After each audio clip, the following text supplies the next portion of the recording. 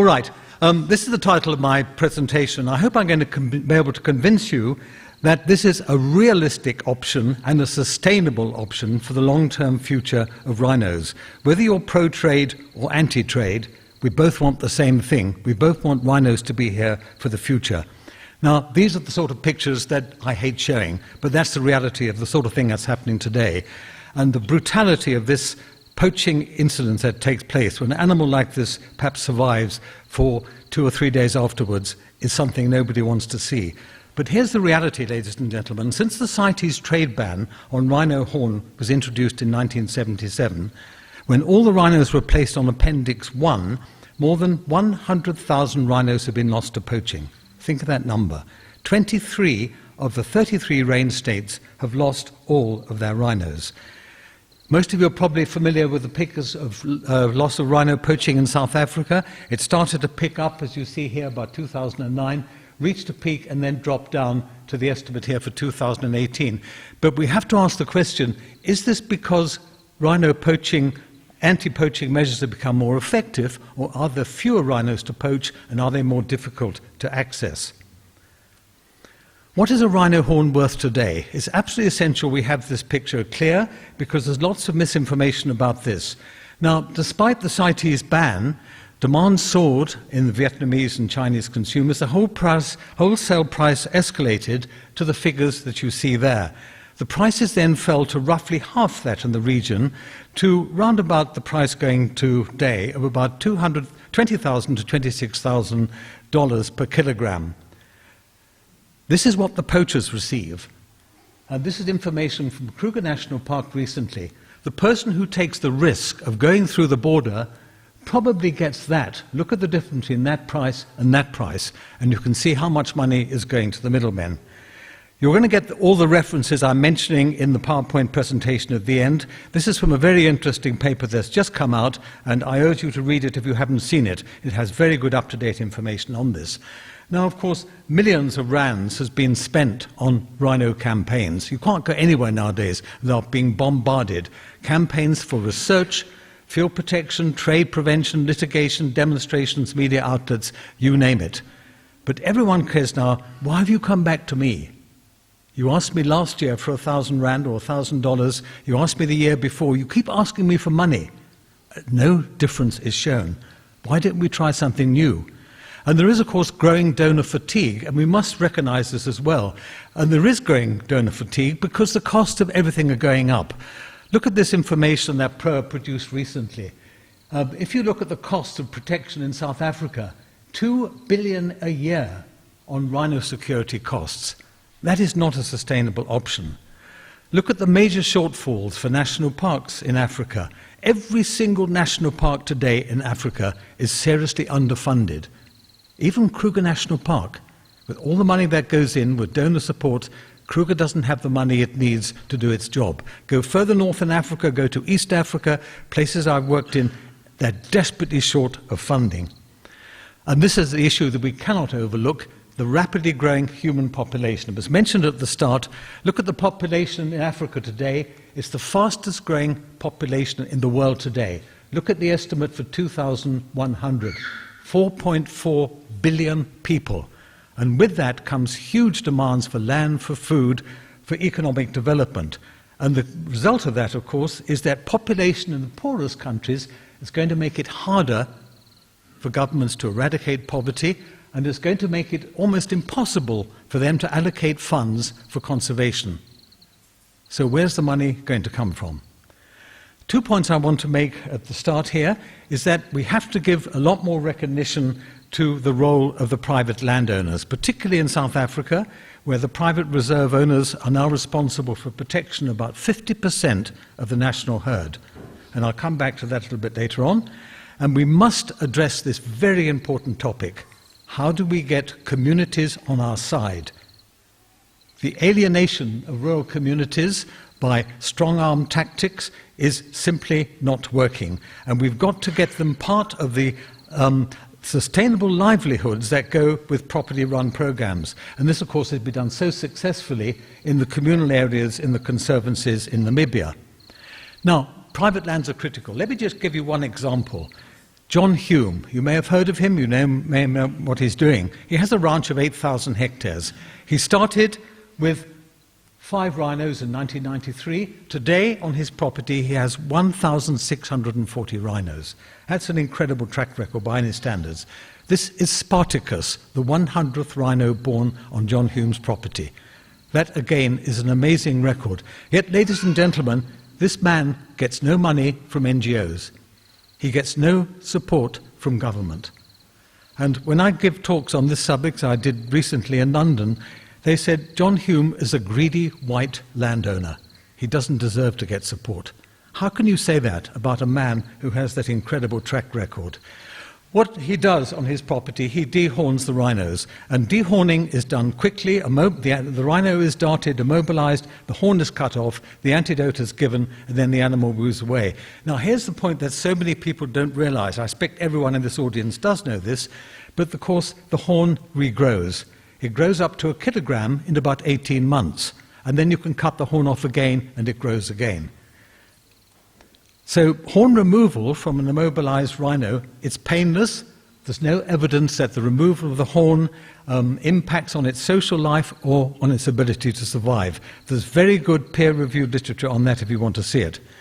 The importance of community-led solutions, I cannot stress this enough. If you look at the exemplary work done in Namibia by IRD&C, and I'm going through this very quickly, you'll get the references at the end in the presentation is presented, you'll see it there. One picture I must show, this gentleman is in the audience here, one of them is, a lot of you know him, but the quote that Nelson Mandela said, I think should be up in all the parks in this country.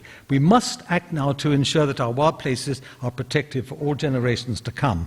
But I see no place for protected areas unless they take the needs of local communities into consideration. Well done, Nelson. I wish more people would follow that, what he said. Now, here's the question. Why should we seriously consider a legal trade in rhino horn? Well, ladies and gentlemen, the motivation comes not from people who are remote from this actual field contact, but from conservation experts, from scientists, from resource economists, for individuals who are responsible for protecting rhinos across Africa, particularly in South Africa, Namibia, and Eswatini. A lot of those people who are supportive of trade are here in the audience. Between them, they are people who worked in conservation organizations for 50 years or more. Between them, they have hundreds of years' experience at the coalface of rhino conservation, and they are totally supportive of this initiative. I'm going to mention the initiative by Swaziland, or Eswatini as it's called now, a legal trade in rhino horn. They're making a formal submission to CITES to allow for a legal trade in rhino horn. Mr. Thug, where are you? The gentleman who is driving this campaign on behalf of Eswatini is here, and he will, with pleasure, answer any questions at the end of this presentation. Please also have a look at this website, rhinoalive.com, to see some more arguments in favour of the trade.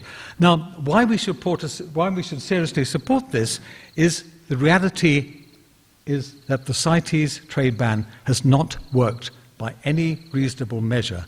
And what it's done is created this vast illegal market which is dominated by the transnational crime syndicates.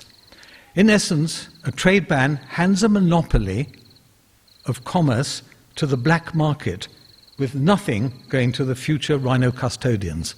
Now think of that. That is the reality. Rhino horn can be supplied, ladies and gentlemen, without killing a single animal. The poacher kills the animal, it's gone, it's dead. You can cut the horn off, it grows again, the rhino lives. Surely that's the better option. And since there's always been a demand for horn in the Southeast Asian culture, why not accept this and endeavour to meet the demand rather than block it? Now, I know the next couple of slides are going to be controversial, but just think about this carefully. Traditional Chinese medicine, there are numerous universities for TCM in China. It's practiced by millions, and it's been practiced for centuries. It's a powerful multi-billion-dollar industry in China, and it's now growing. In 2017, it grew by 20%, fueled by more than 4,000 traditional medicinal outlets across the country. You can go to Washington, you can go to London, you'll see Chinese medicine shops there as well. Will efforts on demand reduction help? I think it's highly unlikely that the campaigns to persuade Chinese to stop using rhino horn will succeed in the time we have available. And why do I say this? Well, look at the numbers. China is a country of 1.4 billion people, 56 different languages. They've been using traditional Chinese medicine for hundreds of years. And demand reduction campaigns are supported by many international NGOs. You probably got appeals to support it. But there is no evidence that this is really working to slow down rhino poaching. If there is, please produce it and we'll look at it, and you might be able to convince us otherwise. The advantages of a strictly controlled legal trade: well, by becoming active market participants, the state reserves and private landowners can generate income, which are at present regarded as a massive financial burden. The rhino horn stockpiles that the conservation agencies and the private landowners hold could be fed into the market. And this is the latest estimate. We don't quite know what is in the stockpile, but it could generate up to 60 billion rand over a 5-year period. Now, that is a substantial sum of money. But by imposing Western standards of strict preservation, we'll end up with far fewer rhinos, crippling cost and dependence on aid. The advantages of a strictly controlled trade: if Far Eastern governments are invested in it, then they were motivated to close down the illegal trade. A legal horn trade can also benefit all the range states because the size of the illegal market will fall substantially and there will be less poaching. That's an important argument. Think about that one. Surely we can go to talk to the Kenyans and get the Kenyans to appreciate it's in their interest to support this. And the simple message must be that with a sustainable use approach, we'll end up with many more rhinos and there'll be economic incentives for local communities. There'll be an incentive to own rhinos. And a controlled legal trade will encourage other people to get involved in rhino breeding. Now, those who think that this is not really realistic, look at this paper recently produced by IUCN. This is the growth in the number of white rhino, and that is the point when trophy hunting was introduced. Black rhino, the point when trophy hunting was introduced. For those who say utilization is not a good thing, surely that figure speaks for itself. And I think we have to appreciate that the commercialization of wildlife represents one of the great agricultural transformations in recent African history. Think about that. And look at what happens to South Africa wild animal populations. They've increased by 200%. Kenya's recently has declined by 20%. Would a trade in rhino horn work? Well, there's an active debate about the efficacy of a trade ban. Look at these references afterwards, and you can see what they've argued. A particularly good paper is this one that's come out, and I urge you to look at that and the methodology they've used. I'm not going to go through this, I haven't got time, but it's a really good study, and this is the way these studies should be done. Not just casually getting public opinion, but going into it with very thorough methodology. How would a legal trade be structured? Recommendations on this are still evolving, and let me stress that. Nobody has come up with something that is definite. Items to be considered: we've got to work towards an agreed trade position, agreed by all the rhinos range states. It's no good Swaziland saying it, Eswatini saying it, South Africa. We need the rhino range states to come together and say this is what we would like to do. We have to involve CITES, and I'll come back to that in the discussions to how that should happen. We have to establish a legal trade market that is transparent and exclusive, so no criminal horn can be laundered through a legal trade. We have to incentivize China and the Far Eastern governments to close down the illegal trade. We can talk about that later as well. And we have to maximize the profits for the rhino custodians, but keep the price steady to reduce the upward pressure by introducing sales progressively, and allow for the percentage of the profits to go towards establishing community-based rhino horn trading. We need to conduct an independent, transparent audit of legal stockpiles everywhere. That hasn't been done properly. Aggressively address the issues of corruption. Don't we all hold fingers for May the 8th and what's going to happen after that? And we must ensure that all the horns are traceable through the RODIS approach. Common misunderstandings about the trade: no serious proponents of the trade have suggested it's going to completely stop poaching. has to be accompanied by all the items I've listed there if it's going to be successful. Nobody has said all the rhinos will be farmed like cattle. That's simply nonsense. No one has said rhino horn is going to be promoted for its therapeutic use in China. No one said that. But if that is an option for its use, why oppose it? People say the legal trade in rhino horn would be unethical. Is it unethical to painlessly dehorn a rhino as opposed to what happened in those first slides? Others have said dehorning is too risky. Here's a reference you can look at. The mortality from dehorning rhinos is extremely low, as you see from the figures I've given there. The problem, though, as soon as rhinos start paying for themselves, the funding and the sensationalism behind the Save the Rhino organizations is going to disappear. That's the reality. My concluding comments: persisting with the present approach to rhino conservation will only be possible with substantial ongoing financial support. Think of those numbers I gave you at the start. Where is the money going to come from? We're talking about billions. In the interim, we're going to have to witness the further mutilization of killing of rhinos, the loss of game guards and poachers, and these desperately needed resources being moved away from other priority conservation concerns. I said to someone the other day that we're investing so much money in the charismatic megafaunas, elephants and rhinos. To me, one of the biggest priorities right now is the loss of our pollinators. Pollinators are not sexy. If I set up an NGO to get support for pollinators, they think I was nuts. We lose our pollinators, we lose our food security. That is one of the highest priorities, but money is not going into that. Surely a legal trade option deserves a resolute and more dispassionate and tolerant consideration as a sustainable future.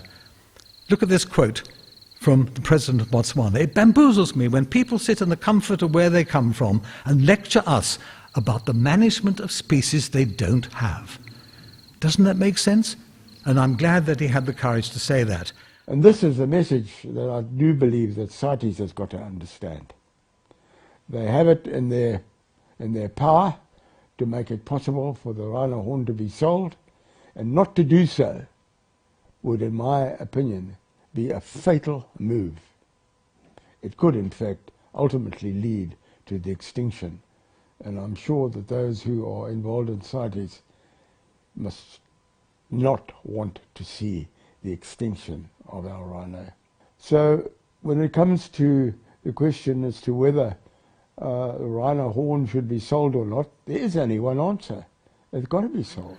I think, in conclusion, ladies and gentlemen, I believe passionately that rhino conservation will only be assured when its value as a living animal is greater than when it is dead.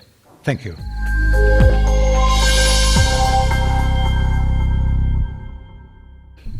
So folks, my name's Colin Bell. I'm the only guy in this room and one of the very few people on the planet who's witnessed a rhino extinction in a country and solved it. I'm not, as Pelham Jones says, that I'm this greenie who sits there behind an activist desk getting on my keyboard and churning away. I'm an economist. I'm a tourism practitioner for 40 years, and I'm also a rhino owner. I am a rhino owner, so I'm with you guys. The whole story about rhinos and how they fit in has been kind of, in my view, taken by PROA and brought a whole lot of conflicting other industries together under one banner. But remember, this is a debate about trade. And one of the things about being a hunter is that one can be a hunter and be against trade. One can be a game rancher and be against trade. And one can be for sustainable utilization and be against trade. The biggest problem we're finding on our side of the fence is that PROA has gone down and done an amazing job for the rhino speculators. And they have confabulated all these like-minded folks into the pro-trade debate. But I'd like you to, when you hear the debate and the arguments which I'm going to put forward, if you're a hunter, don't feel threatened by no trade. You can comfortably be a hunter and not a trader, and an issue proponent and be a non-trader. Very, very important to the start. But to understand rhinos, We've got to understand similar trends of other animals. And I want to talk about the elephants, because what happened with elephants followed on with rhinos. One of the things about living in South Africa, when most South Africans thought that the world stopped at Limpopo, and the enlightened few thought maybe the world stopped at the Zambezi, we did not know what happened in East Africa. But East Africa had the most extraordinary wildlife concentrations, and it is well documented. They also documented the demise of what is happening in East Africa very, very well. And we were in a situation in East Africa where there was such an extraordinary amount of rhino and elephant trade going on, and just about every safari person had a bangle or a bracelet. I had one of these very elephant hair bracelets. People had furniture made out of elephants. We had the most extraordinary market for ivory and elephant products. And in the last decade before the elephant ban of 1990, the elephant population went from about 1.3 million to 600,000. That is about 70,000 elephants poached per year, more than double what's happening right now. 70,000 elephants. That's an elephant about every 7 minutes getting poached. The Kenyans were in the forefront, and they were getting smashed. And Leakey and President Moi decided to tackle this thing. And they went around the main market, which the USA, and Moi went with this particular quote: "To stop the poacher, the trader must also be stopped. And to stop the trader, the final buyer must be convinced not to buy ivory. I appeal to people all over the world to stop buying ivory." They went out and they had the big burn in Nairobi National Park, and Appendix 1 happened. All elephants were moved across to Appendix 1. If you only remember one thing from my presentation, remember this graph. It shows the elephant populations in Selous Game Reserve, but it represented what happened throughout most of Africa. If you have a look in Selous, I wonder if you can pick this up. No, you can't. Have a look on the left-hand side. Selous had 120,000 elephants in the 1996s. Down to 1990, they ended up with just 20,000. They had an 85% decline. This is the same trends right the way around Africa, which Leakey and Moi addressed when they took the main market on America. And when the CITES ban happened in 1990, the plight of the elephant turned around. And look at this graph, how it climbed all the way. And it climbed all the way to 2008. And South Africa went to the world market, to CITES in particular, and said, CITES, we want to take our ivory stocks and we want to go and sell them to the world, and we want to use the money for conservation. It was a great story, and the world bought it, and South Africa was allowed to sell 108 tons of stocks, along with Botswana and Zimbabwe, to primarily China. And from that day, China opened up legal ivory trade in their country. You could go to a whole lot of ivory carving outlets, and the criminals said, thank you very much. You've given us the loophole. Southern African elephants were now in Appendix 2, and there was a loophole. The criminal elements knew straight away at that point, at the point of sale, there is no differentiating between a legal ivory and an illegal ivory. And when you have a legal trade, you can launder illegal into the markets. And from 2008, the elephant numbers around Africa plummeted. Have a look at the Great Elephant Census, which happened, and the results were announced in 2016. Savannah elephants, 30% were lost after 2008. 30%. Up to then, there was almost no poaching throughout Africa. The CITES ban of 1990, with no loopholes, did work. Despite what the speculators in rhino horn, despite what PROA say, the CITES ban did work. Look what happened in Tanzania. 60% decline in 5 years. Mozambique, 53% decline. These are scientific numbers with peer-reviewed. 30,000 elephants are poached today per year, from almost zero, from 1990 to 2008, because South Africa created the loophole.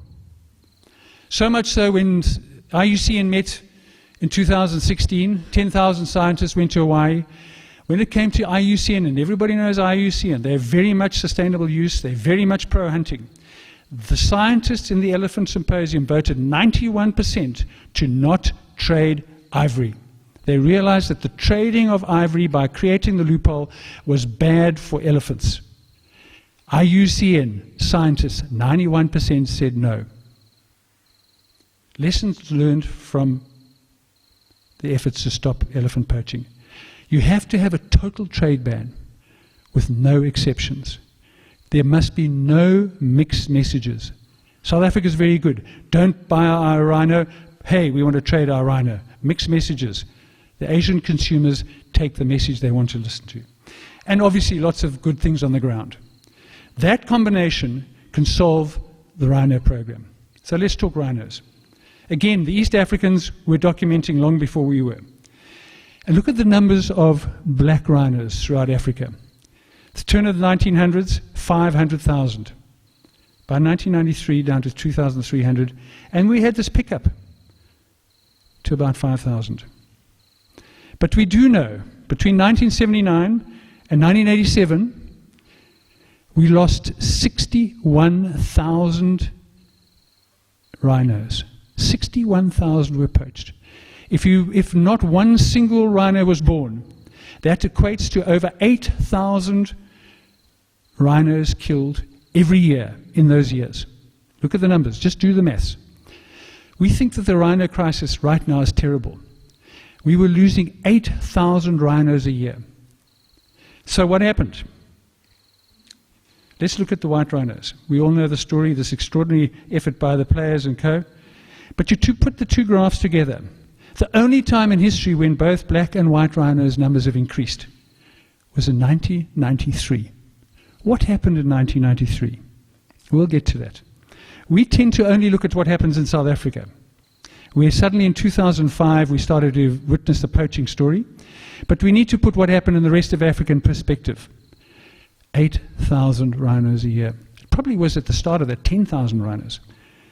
Down to 1994. What happened in 1993 and what happened in 2005? Critical. 1994 and 1993 were the pivotal years when all the countries around the world implemented full CITES regulations.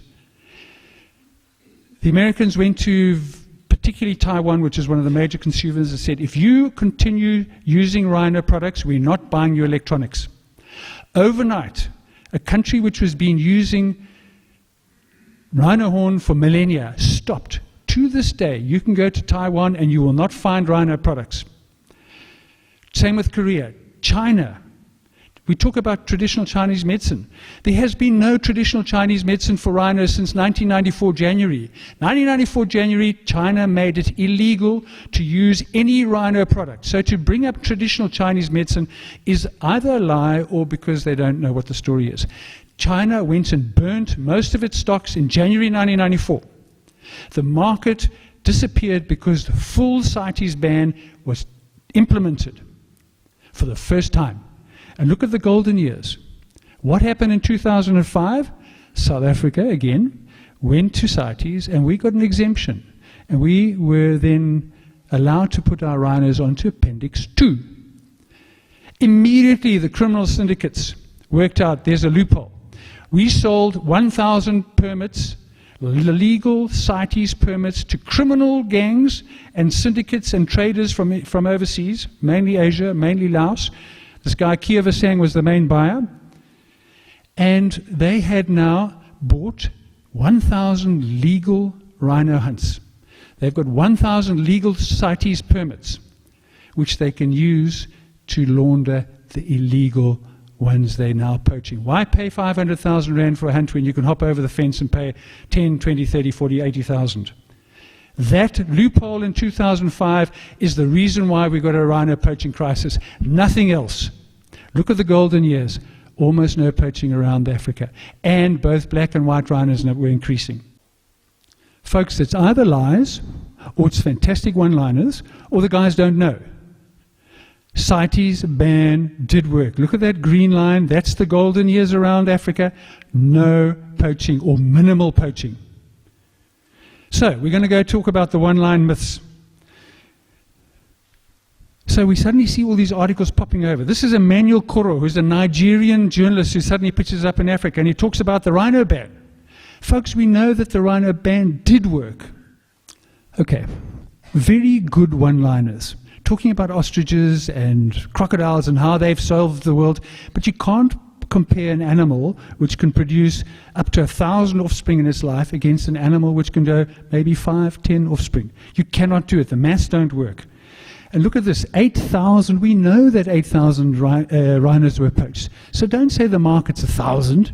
It's a lie, or it's not knowing what the truth is. And I think the problem is, and then we come across, we heard it tonight and we keep on hearing, we'll supply and we'll flood the market with rhino horns from stock shavings mortalities.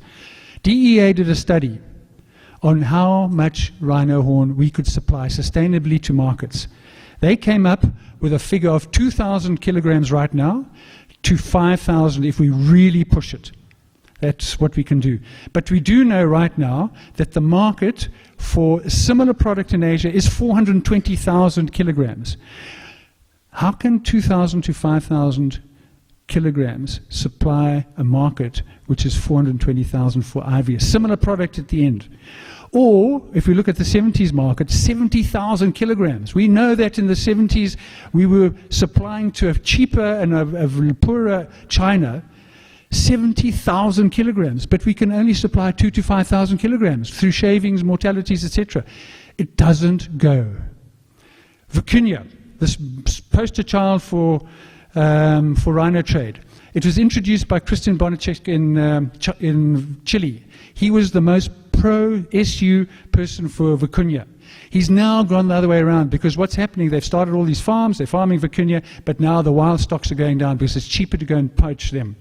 Leonardo Sailors, this is a guy called Professor Nadal. He's done this most extraordinary paper on trade, and it says absolutely it cannot work. And you know what the pro-traders say? He's a Marxist. I've heard them say, oh, it's too complicated, I don't understand. Go and read this paper. If you're an economist, it takes time. It proves conclusively that trade does not work. And please remember, folks, the onus is on the traders to prove that trade will work, because it's illegal at the moment, and you've got to have a very good argument to prove that it's not going to work. And to get legalized, we need 66% of all of CITES to go and approve a change. Or another way, 60 votes against. Already the range states outside of Southern Africa say no. European Union knows. There's already about 80 countries who've guaranteed it'll never, ever happen. So if we think it's going to happen, it can't happen, because CITES won't allow it. So the myths. PROA represents private rhino owners. Forget it. I don't believe they do. I think they only represent the speculators, and they brought all the hunters and the SUs and all the rest of them with them. Trade bans have never worked. They have for elephants and they have for rhinos, and they certainly have not for vicuña. Trade work for crocodiles and ostrich. Let's compare apples and apples.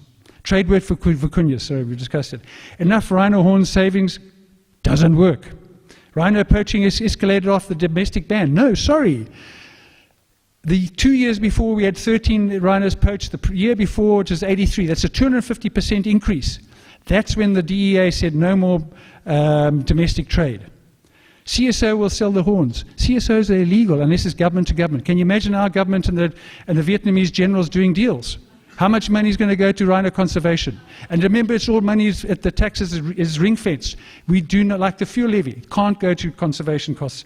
Keep the prices, they say. Money will raise, go to conservation. If the prices are high, the poachers are smiling. Drive prices low, then there's no money for conservation. Rhino horn sales don't work. Stop the sales.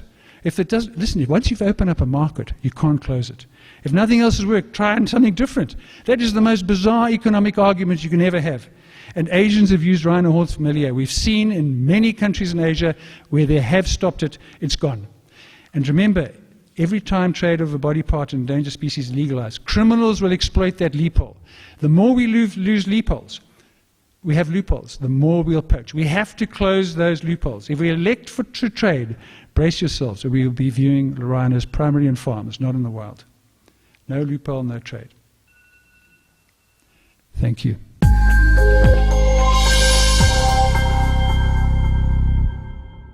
Thanks. I'd just like to ask John a question about the demand. The figures that Colin showed up there indicated about 8,000 rhino per annum were poached in the 70s. 60s and 70s, I think it was. Today, there's about 1,000 rhinos being poached per annum. That, to me, is the biggest question about trade, is can we meet that demand? Now, that previous poaching epidemic shows a much, much, much higher demand than what seems to be indicated today. So do you think that we'd be able to meet the demand? Yeah. Thank you. I think that's a very good question, but you have to look at where rhino horn went to when it was poaching, that orgy of poaching was taking place. A lot of it went to Yemen to make dagger handles. That market was closed down. And then the market opened up in Vietnam and places like that, supposedly as a cure for cancer, and also people buying rhino horn for trinkets and ornaments and so on. What we are proposing is that the rhino horn trade, a legal trade, is restricted initially to China, to places like the traditional Chinese medicine markets. And if you look at the number of rhino horns that are in stockpiles, and we have to do an audit to find out how many there are, if these are released gradually, and the rhinos that are available, not all of them have to be dehorned. You won't have a situation where all rhinos run around without horns. The estimates done by Mike Eustace, who is a resource economist, who was on those picture up there, he thinks it is sustainable. I'm a dumb zoologist. I have to get the advice from my colleagues. But the resource economists, we are very short of qualified resource economists in South Africa. They believe that if we have a strictly controlled legal trade, with all the loopholes closed, going from here to China, and China supports that, it can work, it can be sustainable. I can only go on the advice they're giving me. Sorry, John, I have to disagree. First of all, there is no traditional Chinese medicine demand for rhino horn in China right now. All the advice from the people who go to the front line, listen, there's obviously a tiny bit here and there. The key driver for rhino horn right now, remember that the criminal syndicates are amazing. They started with General Yap and the cancer story. That is in 2005 and all that. Then it became a status symbol. It became a way to trade currency. Right now, at the front line, for folks who've been filming inside Laos, inside China, and all the rest of it, remember most of the trading goes out in Laos. It's for jewelry items similar to rhino. It's not TCM. The demand for rhino horn is as a status symbol for jewelry. That is where it goes. And remember, criminal syndicates morph their products. They are the best marketers. They create demand, and they work out where they're going to get the best value. And right now, the best value is in jewelry items and trinket items like that. So you can do as much as you want with TCM. It's banned in China. They're not going to go and change the legislation. Let's get real. This is economics, folks. This is world markets. The world markets will not tolerate this. Okay, I think, as I said at the start, if you have evidence that there is no further demand for rhino horn in China from traditional medicine, let's see the studies. The information I have it's still there. It's huge. It's been there for thousands of years, and you cannot say that the demand for traditional medicine has closed down. And also, I think we need to get up to date with recent studies on the use of rhino horn for trinkets and ornaments. A recent study has come out to show this is being met by fake horn. And so rhino horn might have gone there in the past, but now it's no longer being met from that side. It depends on your source of information. Sorry, can I just interrupt? Can I just say, I agree with John on that. There's a lot of fake horn in here, which means that the market's actually a lot bigger than we thought it was. But it doesn't answer the key question which Lex asked, is that Eustace is saying that we are only going to need 1,000, where we know that in the past the market has been 8,000, 72,000 kilograms. And we do know the DEA study says we can only supply 2,000 to 5,000 in a market which was 72,000 kilograms and can be as big as 420,000 kilograms. How's 2,000 to 5,000 kilograms going to satisfy a 72,000 or 420,000 kilogram market? It does not go. All we're going to do is stimulate demand. We're going to create a loophole, which the criminal syndicals will say, fantastic, I'm coming in. It's still cheaper to jump over the fence and get a poached rhino. Right, we have a second question. My name is Derek Leviton. I'm going to violate your rules a little bit, but if you raise your hand, I'll shut up, I promise. I have a doctorate in law from Stanford, focusing on the intersection of law and economics.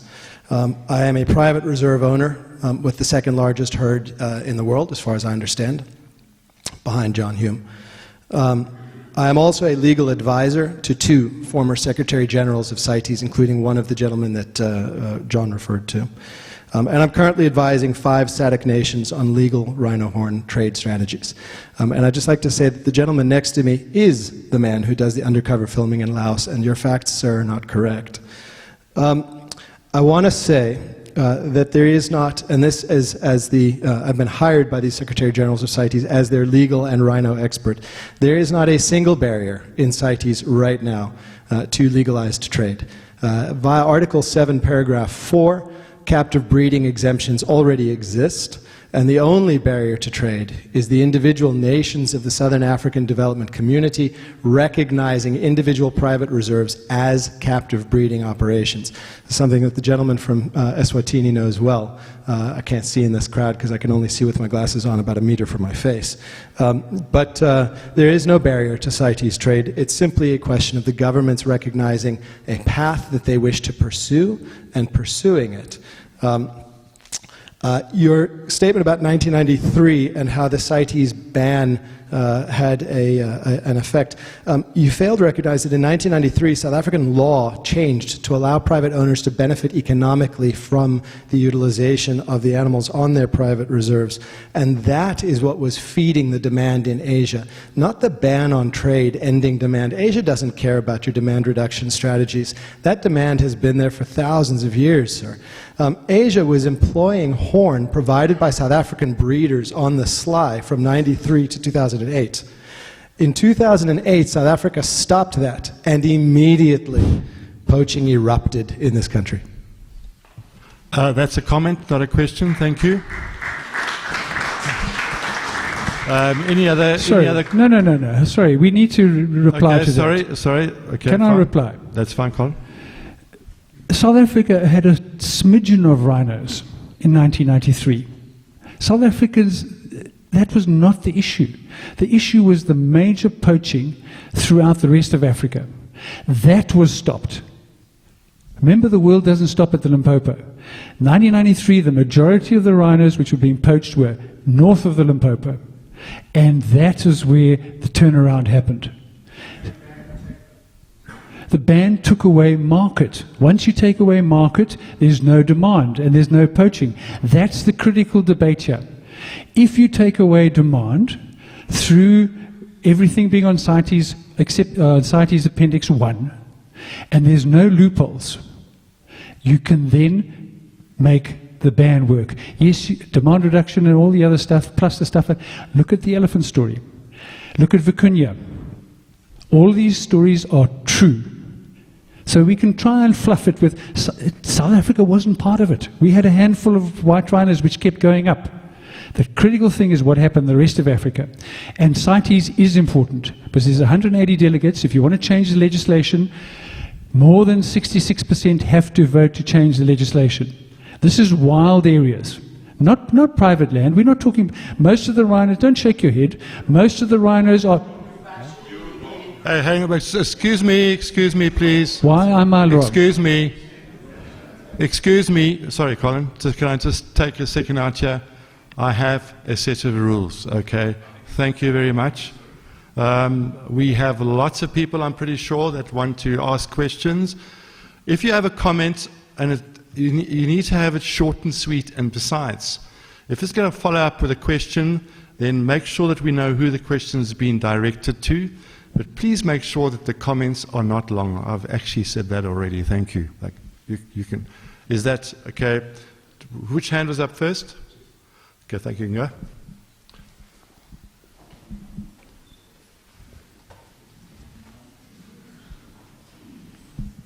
Thanks. My name's Philip Hutton. Colin, the last time that I think the rules are you say your name. My name is Philip Hutton. Hello, Philip. Yeah. The last time I listened to one of your talks was in 2015 in Cape Town at the Cape at the press club, and you mentioned then that there was a plan B, which was going to donate and put levies towards rhino conservation. How much money has plan B contributed to rhino conservation in the last 4 years? Thank you. Okay, so the plan B is called the Tourism Conservation Fund. Okay, sorry. The plan B is Tourism Conservation Fund, and we went to the tourism industry saying, listen, if you need to have a future in your industry, we need to go and contribute. One of the problems is that large chunks of the tourism industry use the resource, they make their money, and they don't contribute actively. A lot of the lodges do have their own pet projects. They've got a clinic here and a school here or whatever it is, but the tourism industry at large doesn't really contribute to conservation. And it came home to me when the GM of the one and only hotel in Cape Town said, my occupancies are dependent on the health of the tourism and the wildlife industry as a whole. So we went to the tourism industry and we pitched that we want them to add 1.5% on all their revenues and donate that to the tourism, to the conservation causes. We spent about a year lobbying with them, and the agreement was that they would contribute, but what do they get in return? So we had to get tax benefits for them, and we had to get BEE status. And that took 2 years. And finally the tax status came through, and the BEE status did come through, and the Tourism Conservation Fund started going a few months ago. So the fund is there. If you go and look on the website, you'll see Tourism Conservation Fund. And already we've raised about, I think it's about 7-8 million rand. And already we've started the linkages to create business opportunities between the communities around Kruger. We're mainly focusing on Kruger because Kruger is the crunch of everything and we can only do so much. But we've already started to link businesses in the communities with the wildlife. And it's been an extraordinary success. And there's a guy called Paul Ziller, Helen Ziller's brother, who heads up the fund, and it's just got going. And I believe that this is going to be one of the greatest solutions to all, because every tourism company can then contribute. And, you know, the tourism industry here is worth about 1.2 billion. Hang on, no, let me get that right. It's 120 billion. So we could potentially, if everybody got involved, every single tour operator, every single little guest house, B&B donated, we could have hundreds of millions, which would then go to rhino conservation. But primarily, it's not just rhino conservation, it's to deal with communities and linking them to our wildlife product. That initiative has just started and it's on the go. Have a look, it's there. And as I say, the tax is the big issue. So they get the money back. So it's a win-win. Thank you. Just John, for a second. I think direct the question to a speaker. If you feel both speakers can make a comment, then please say so. Because I don't really think we need to have the second speaker, who's the opposing speaker, superimpose what is being said by the questioner. Okay, thanks. You may go. You may go, John. Well, okay, but just one very simple observation on the tourism tax. Who decides where that money goes? And most importantly, let me ask you a direct question. If you were in the decision-making process, would you allocate money to John Hume? And if not, why not? There's not a chance I give money to John Hume. I believe I just heard today, I remember I've been out of circulation. I believe his nephew's just been arrested for rhino poaching or rhino smuggling or something like that. I mean, how's this? You want us to go and support a guy like that who's actually driving the problem? Not a chance. If you speculate, if you want to go and speculate in soya beans, and the soya beans price, instead of goes up, goes down, I can't be there to go and subsidize your gamble. He's made a financial gamble. And if you make a financial gamble, you've got to live with the profits or the losses. That's your life. Okay, Sorry, I think Colin, that was quite clear. Thank you very much. And next question, there was a question from that gentleman up there. Thank you.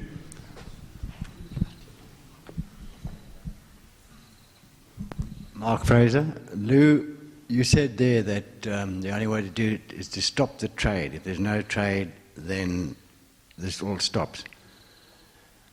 How much do you know about pangolin trading, shark fin trading, perlemoen trading? Are there no gaps there that people take up, advantage of, and that's continuing, and it's as bad as rhino poaching, and those are going to go to extinction. So, this stopping the trade, how do you stop the trade?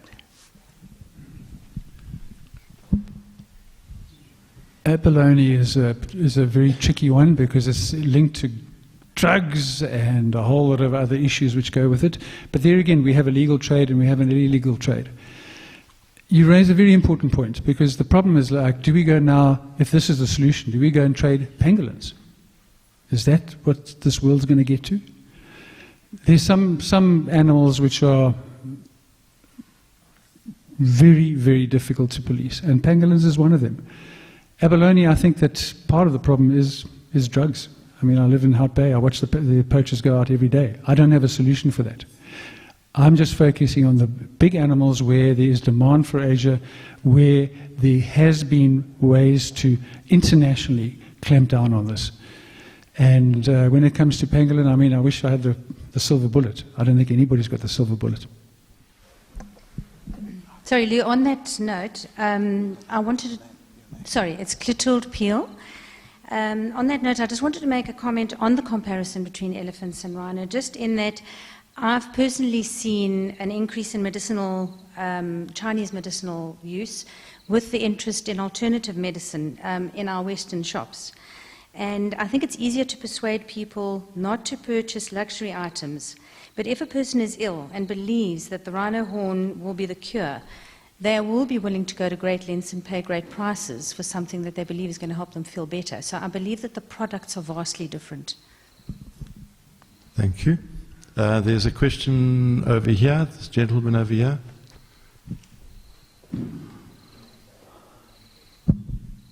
Yes, my name is John Forrest. I'm a ranger, and I have been for 57 years. It's more of a statement than a question, because Mr. Bell quite casually said that, one of the things we can do is improve our anti-poaching systems, etc., like that. Well, Mr. Bell, that's easy to say, but it's another thing to do. And 20 years of my time, I was in charge of the Umfolozi Game Reserve. And I know what I'm talking about. And I can tell you, you're kidding yourself if you think we're going to stop the rhino poaching. It's not going to happen. Every time we make a step forward, the poachers make another step forward. This will go on ad infinitum. It's not going to stop. We know it. And if you don't know it, you do know now. It's not about economics. It's about saving the rhino. That's our interest. We know what we're talking about. And I think that once the rhino they're not going to become extinct. They aren't going to disappear off the face of the earth. They will reach a certain low point where there's so few that it's hardly worth poaching them. But they will then look around for where there are more rhino than we've got now. And they might even go back into Central Africa. Because if they are improving there, they'll go back there. But we mustn't live in a fairyland here. It's not going to work. Okay, thank you. That's a comment, not a question. Anyone else? Can't be. Okay, there we go. Dave? I'm Kobus de Toy.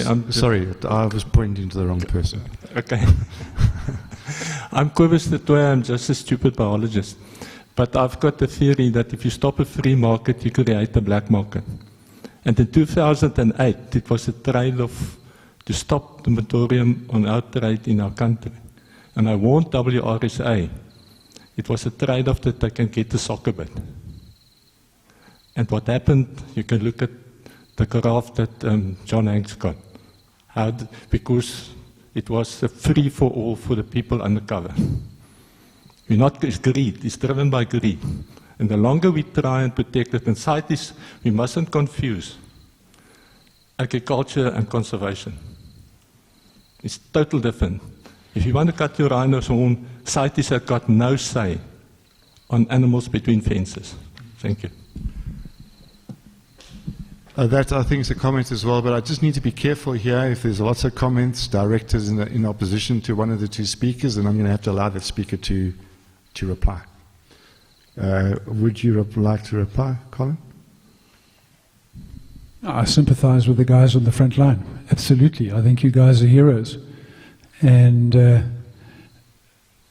I think you guys are unrecognized for what you do to the vast majority of the people around the country.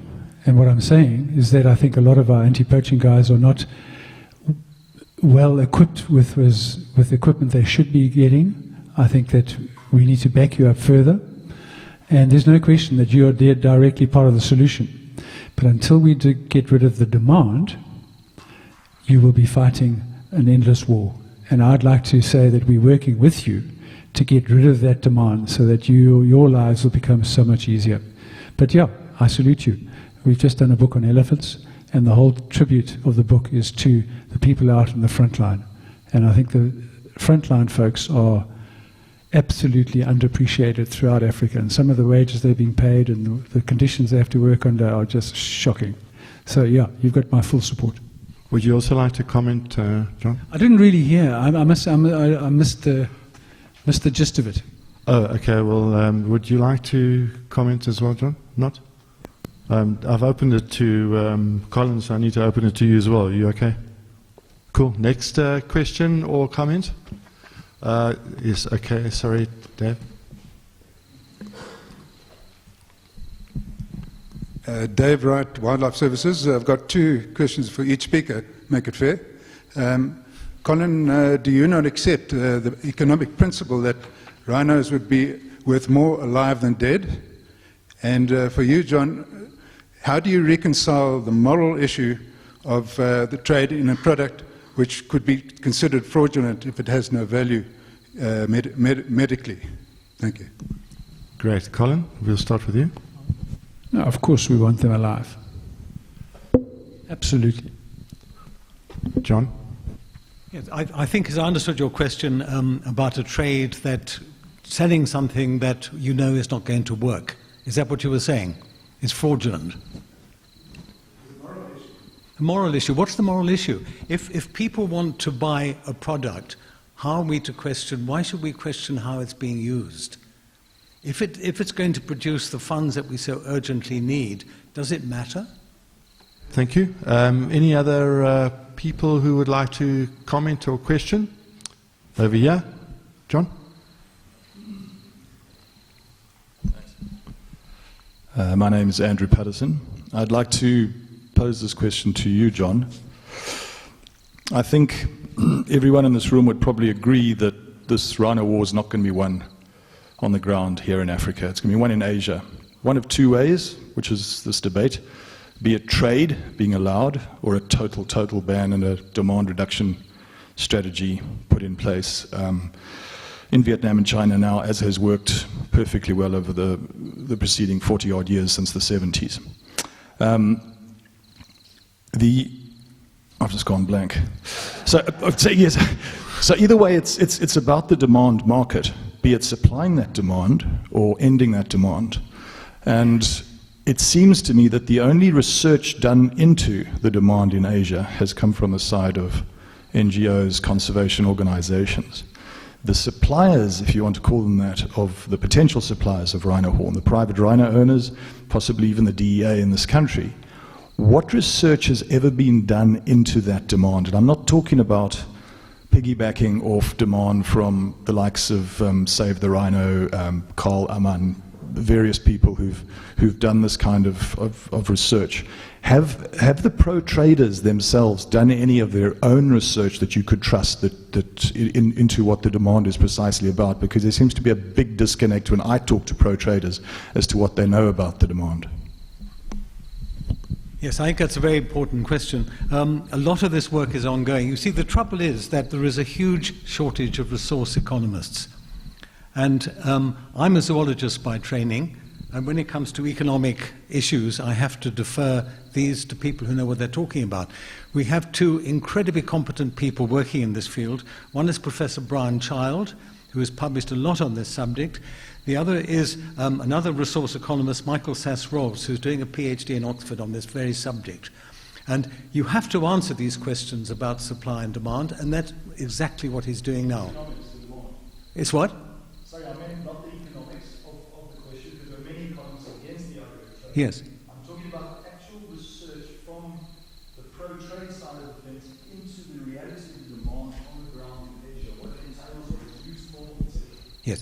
It's still to be done in detail, I think. And it's so difficult, you see, when you look at the comment that Colin made, that there's still, and I think, unless I misunderstood you, there is today no demand for traditional Chinese medicine involving rhino horn. That is completely opposite to the information that I have from people who are there on the ground working in the field. And the answer is that we simply don't know. If you think of the populations of China, 1.4 billion people, there's 57 different dialects. How are you going to find out what the demand is in China from such a huge population? It's very, very difficult to come up with studies that can be subjected to peer review and accepted. We haven't got there yet. I don't know if that answers your question. Yeah, I think that's one of the major problems, actually. Over here, Dr. Anderson. Just a comment is Annette Hupschler did a PhD on the problem down here, interviewed all the poachers she could that were in South African prisons, and went over to Vietnam.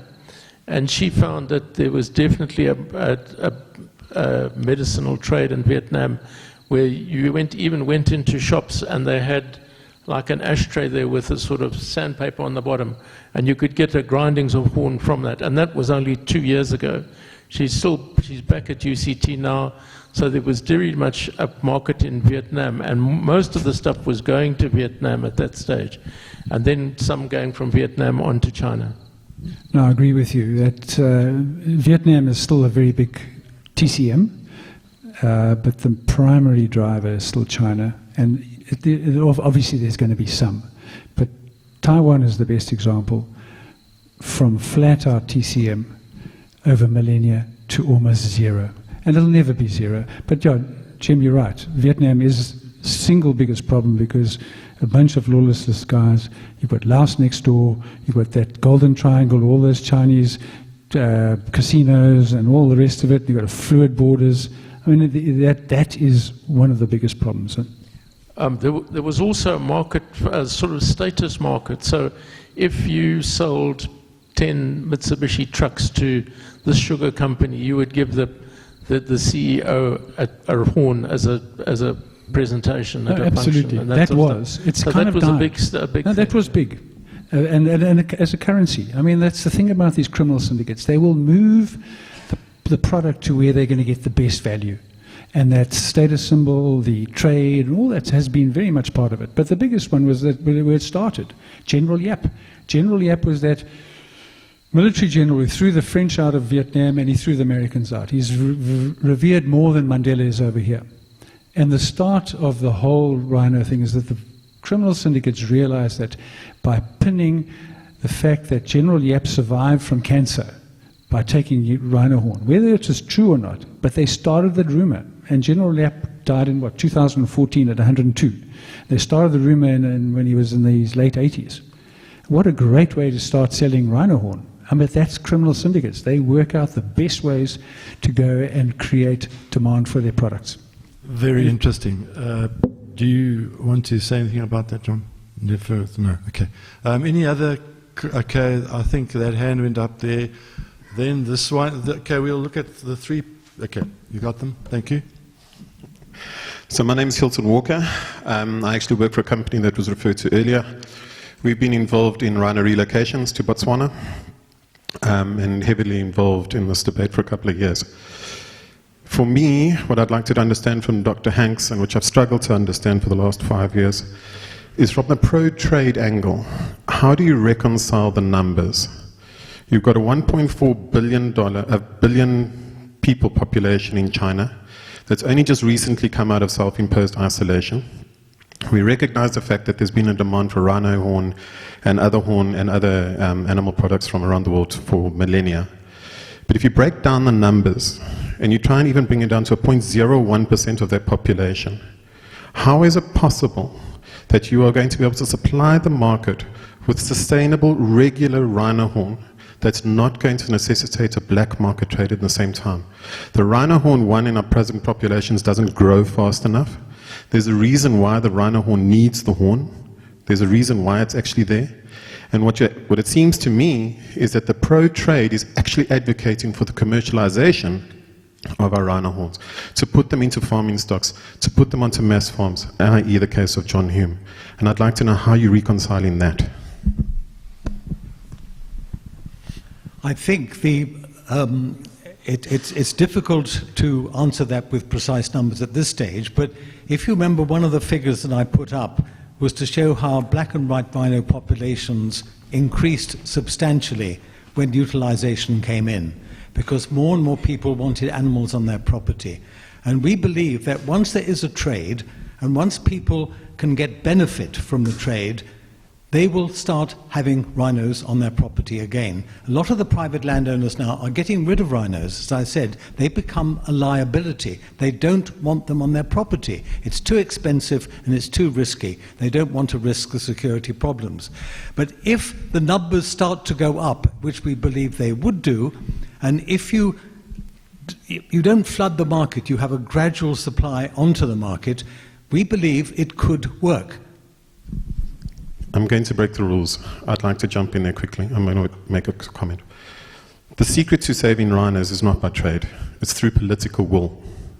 We had that in the South African environment prior to 1992. We also had one of the largest armies in the world that was protecting our borders, rightly or wrongly. We also had that recently in Botswana until a change of government. There was a political will to look after its wildlife. And Colin has referred to it in terms of Taiwan as well. Where there's political will, it kills the demand because the infrastructure from your security forces and other areas batten down those grey areas and those channels of which the triads are able to trade. The triads are not only selling rhino horns, they're selling drugs, sex tourism, and illicit goods, and the list carries on. So you have to have political will to save rhinos. It's not trade. Okay, thank you. I think that's enough from the person on the floor. Would you like to respond, John? Sorry, say it again. Would you like to respond? I thought you wanted to respond. No. Oh, okay. There was a second person next after the next. Hi there. I'm Jack Fillery. I think that for me, it seems like the argument has been a little bit oversimplified and it's very binary. And it doesn't really take into effect, I mean, both speakers touched on other issues that needed to be surmounted in order for either of those proposals to actually work. But I see that some of those other issues are probably the key factors. And you also mentioned that it's in the politics that this is going to work or not. So how do you combat the corruption, which I feel is at the heart of the issue? And how do you guarantee that there will be no loopholes in either proposed situation?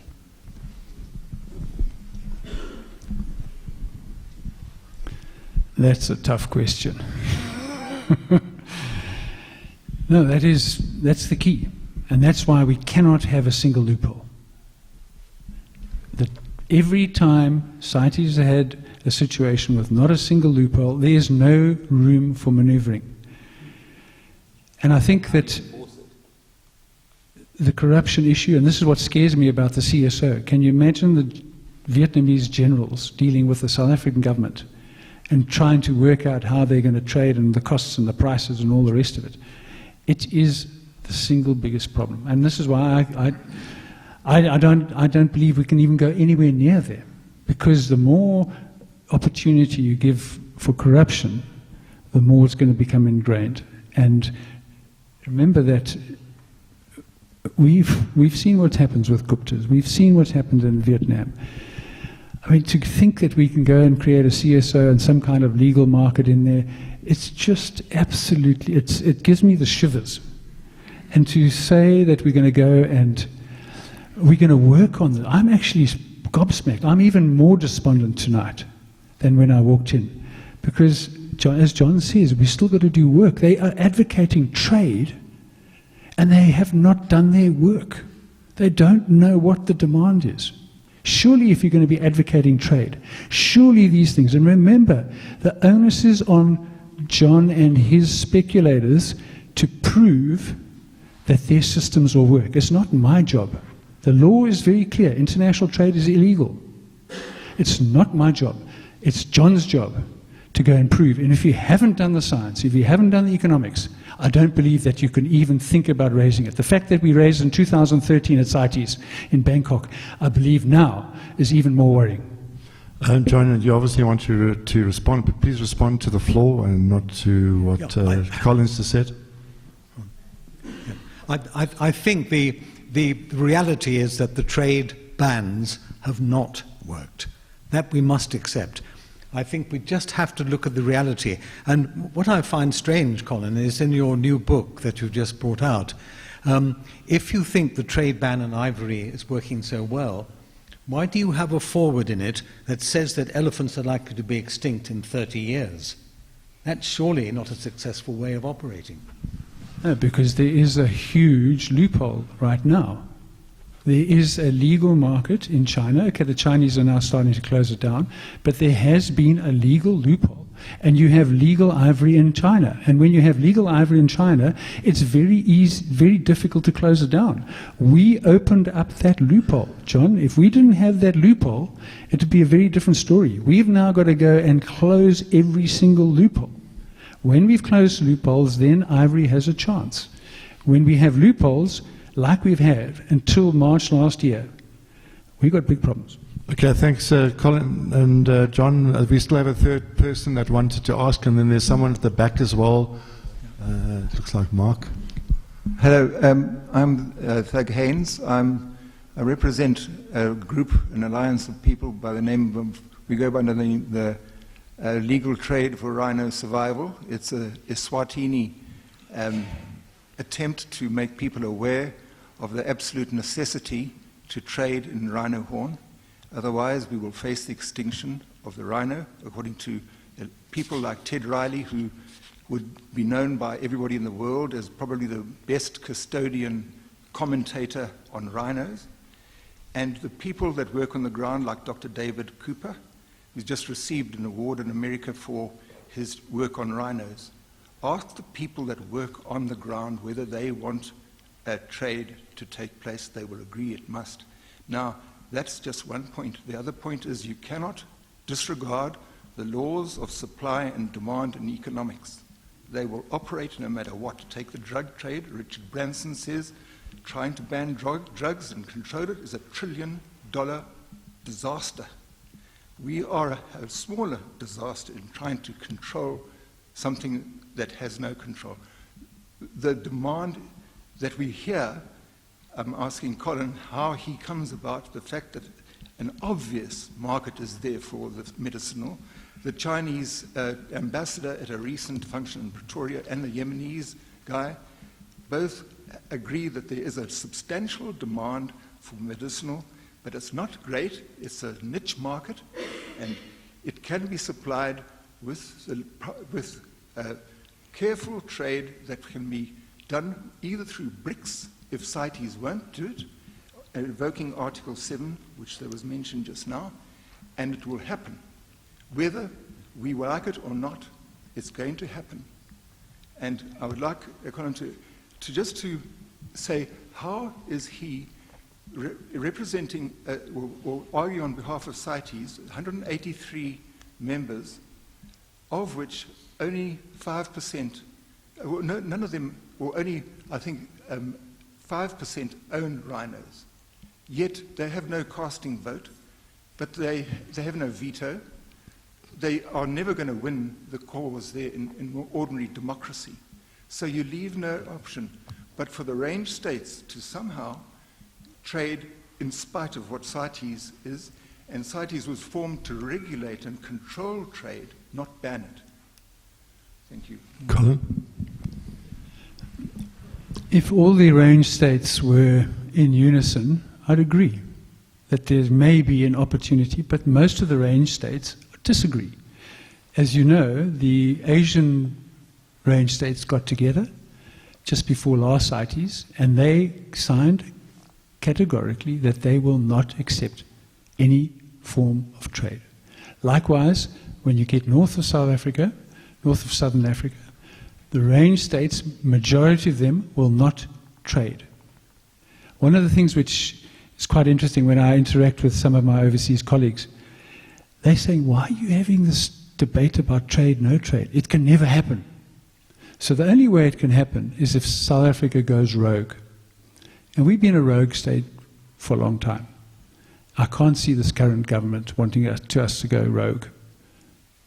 And I say, when most of the range states say no, then I think your argument's kind of a little bit dodgy.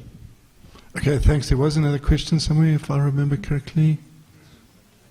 Oh, right at the back. No, sorry, right at the back first, please, John. Okay, sure. Sorry.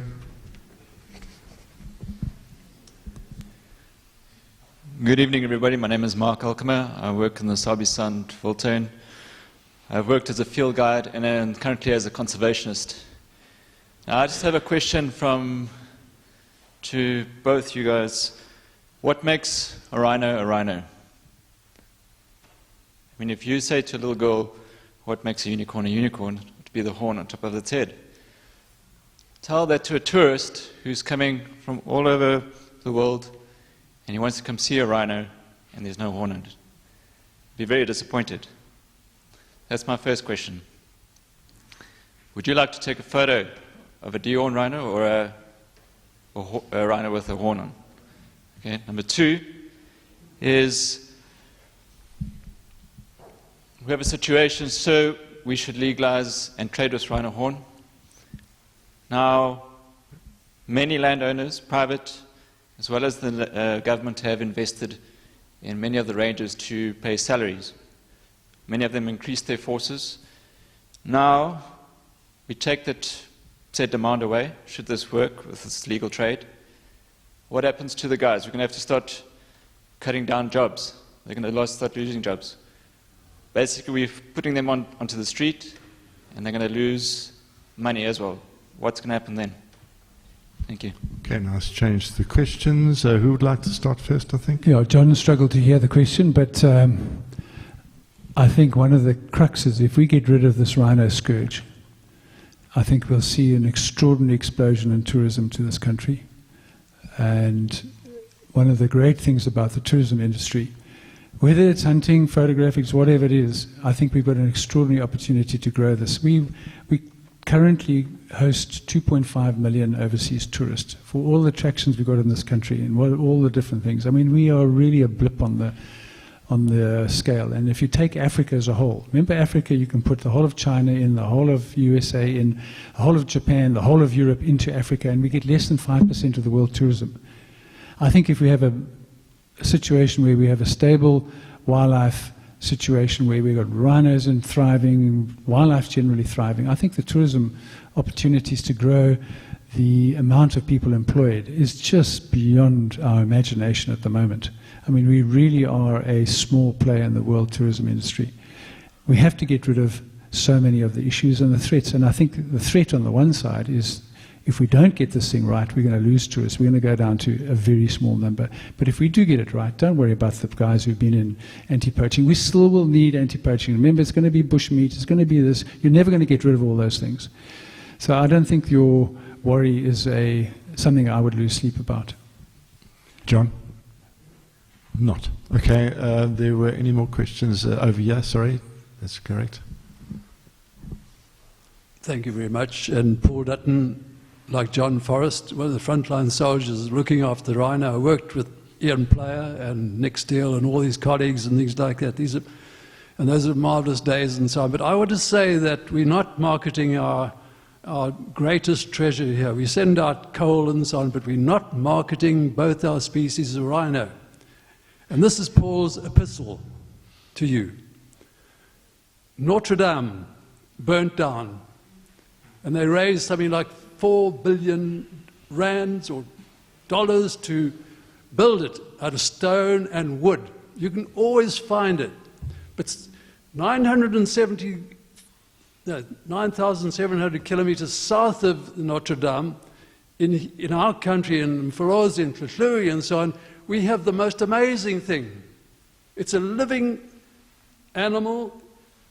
You could always build Notre Dame, but you cannot build a rhino when we lose them and things like that. So we are not marketing our rhino sufficiently and things like that. Thank you. Okay, over here, next. Good evening, my name is Andre Jacobs. I've worked with Natal Parks Board with John Forrest and Paul Dutton, and I am very, very anxious to hear about the trade being tested. Let's open the trade and see what happens. Failing that, it can be easily closed. But until we've tested the actual trade, we can't say it's not going to work. Thank you. Is that a comment? Are there any replies? Just hang on, please.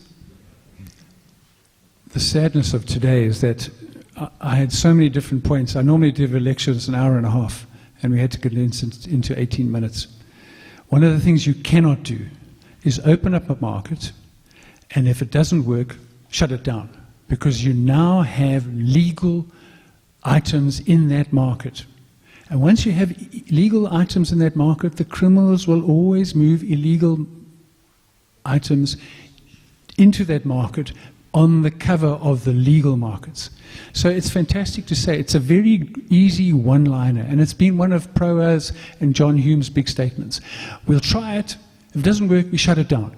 Speak to any international economist of repute, and it does not work, because you've got the cover, you've created the cover for the criminal syndicates to keep plying for long periods the ability to launder illegal into that cover, which the brief trade is allowed.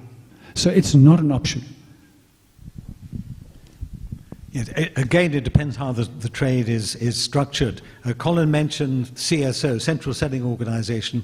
A lot of people believe that's not the way to go. I think the key to this, the future, is to make sure that any mechanism that is set up for trade is not in the hands of government. It's got to be run by the private sector. It really has to be. There's so much corruption. We hear it every single day now. Do we honestly believe that if anything like this is set up and run by government, it's not going to have a lot of money going astray? There are mechanisms proposed for ensuring that only rhinos that are properly, legally obtained, tracked by the Rhodus DNA, go into the trade. And they were the only horns that would be accepted by the people at the far end. It has the potential to cut out, not completely close down, but to cut out much of the illegal trade. Surely it is worth trying this, because what we're doing now is not working. I don't care what anyone says. Okay, sorry, Paul, I just want to come back to you. I wasn't against us marketing. I just don't see the association, if you don't mind. Sorry, I should run my neck in. I'm the MC. Okay. Anyone else? Oh, sorry, Colin. Sorry, I have to retort on that. The World Trade Organization is very clear on this. You cannot have cartels trading. As you know, the Oppenheimers couldn't go to America. Private cartels are illegal. You're not allowed to create it. It has to be free market.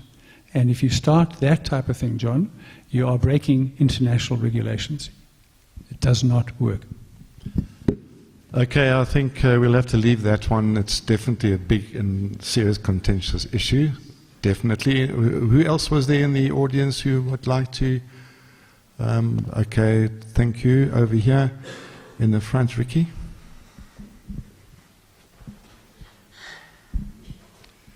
Thank you. We have two options. The one is no trade, and the other is legal trade. I asked Colin, which option will persuade people to have rhinos on their farms, and which option will produce revenue, and which option will produce taxes? Wow. Okay, so the tourism industry at the moment is 120 billion rand. At 15%, the tourism industry right now is generating a huge amount of tax for the government. And that's dependent on seeing rhinos in the wild. I don't know where Pro is getting the stat that they now got 50% of the white rhino, the rhinos. If you go back to 2012, the official stats, and I can show you here, the official stat was that the state-owned lands were 3/4 of all the rhinos, and private was the last quarter. And remember, in that last quarter, you've got the Sabi Sands, you've got Timbavati, you've got Umbabat, you've got Velgevonden, you've got Shamwari, you've got all these different private reserves. So the actual amount of land on the speculators and the small ones, there's actually a very small amount of land and a small percentage of the rhinos. So if the percentage has increased, it's because the state lands rhinos have really plummeted. But the key is organizations like the Sabi Sands is such a successful business model. I think it produces more value for South Africa than the gold mines. So they are not going to let rhinos go extinct, nor will the Timbavati, nor will the APNR and all those good things, and nor will the Eastern Cape reserves, and nor will the ones up in Limpopo. Those businesses are highly dependent on having rhinos in the wild. So in life, sometimes there are going to be sacrifices. There are going to be guys who've had 2,000 hectares and they've got 5 rhinos or whatever it is. But in the bigger scheme of things, the state lands, and in particular the private lands which are operating with successful tourism businesses, will keep going. And I think that's the key. So while I feel really sorry for the guy who's invested 3,000 hectares and he's got 5 rhinos, sometimes there will be collateral damage on the side, but the bigger picture is that the majority of those rhinos which support this extraordinary tourism industry, where 1 in 7 South Africans are dependent on it, are depending on rhinos with horns on their faces. Okay, thanks. I think we're going to allow 2 more questions or comments from the floor because we are on time schedule at the moment. Who were they? John? 2, just 2 more.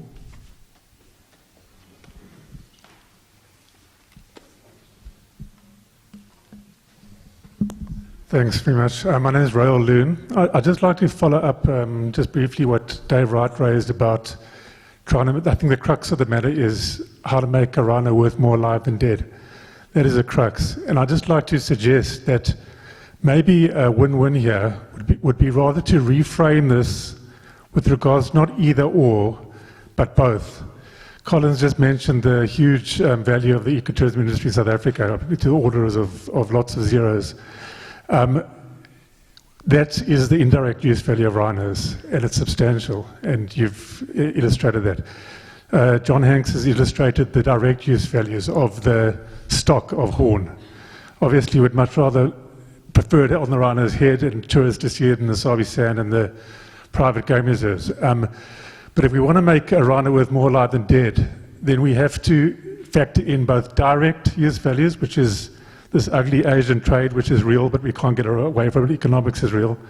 And the indirect, which is the ecotourism. But then I think the third thing, which hasn't really been articulated this evening, is the existence value and the non-use value. And that's something that we can't quantify. That is something that is the unicorn. It's something we know that the rhino is this sacred animal.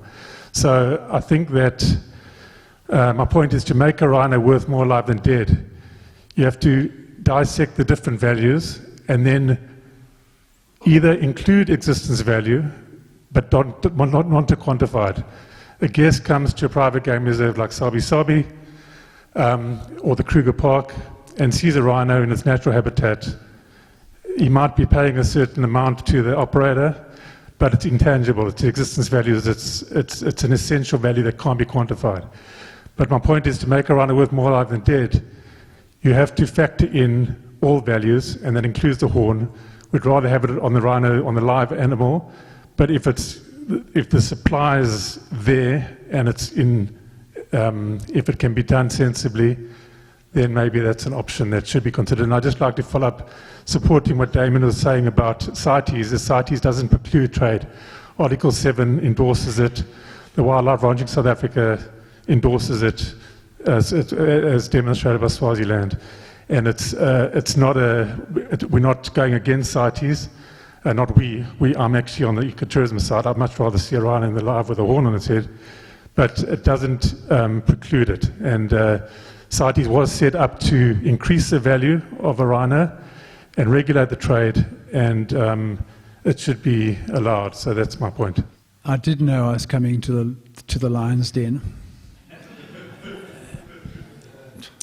And clearly, the closer you are to Kruger, the more pro-trade everybody is. But you've got to realize there's a world out there. And I'm sorry, that economics is going to put rhinos into extinction. That economics is going to make sure that our grandchildren will never see a wild rhino out there.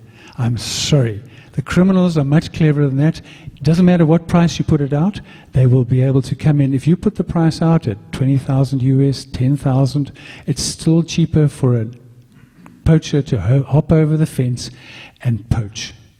If we think on those lines, and the clapping around here, obviously I haven't made my point clear enough, and I apologize. That is why we're in trouble. The international community, fortunately, understands there's another world, and they will not allow that to happen. Colin, I beg to differ. I think your point has come across very well tonight. Thank you. Okay, now, John, you'll have your final statement, and then we're going to have a vote. Thank you. Yes, I think it's very sad that this polarization is taking place on this debate. You see a situation now where you have the protectionist people and the pro-trade people either going like this or talking past each other. They're not listening to the other side. Ladies and gentlemen, we've got to start doing this. Start listening to each other. Start looking at the possibility that if you have trade, rhino numbers will go up and tourism will benefit. It's absolute wrong to say that if you have trade, it's going to affect tourism. It will affect tourism by having many more rhinos that are available. And it's also not true to say that all rhinos are going to be dehorned. They won't be. So let's look at this option. Let's listen to the arguments. But please, a plea, let's start working together and listening to the other side, rather than doing this or talking past each other. Thank you. Thank you. That's a great end to the evening. Thank you very much.